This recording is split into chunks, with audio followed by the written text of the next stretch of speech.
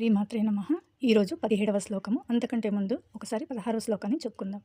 అనంత విజయం రాజా కుంతీపుత్రో యుధిష్ఠిరః నకులః సహదేవశ్చ సుఘోషమణి పుష్పకౌ. ఇప్పుడు 17వ శ్లోకం.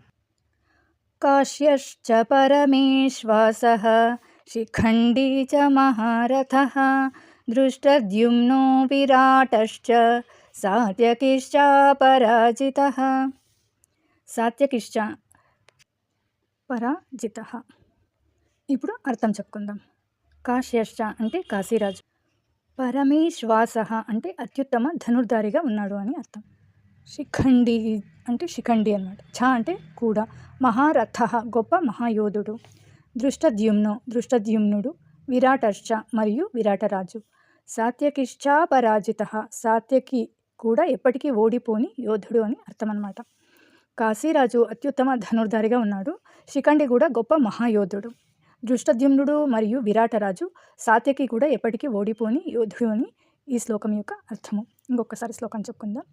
కాశ్యశ్చ పరమేశ్వాసః శిఖండీ చ మహారథః దృష్టద్యుమ్నో విరాటశ్చ సాత్యకిశ్చ పరాజితః. 18 రేపు చెప్పుకుందాం.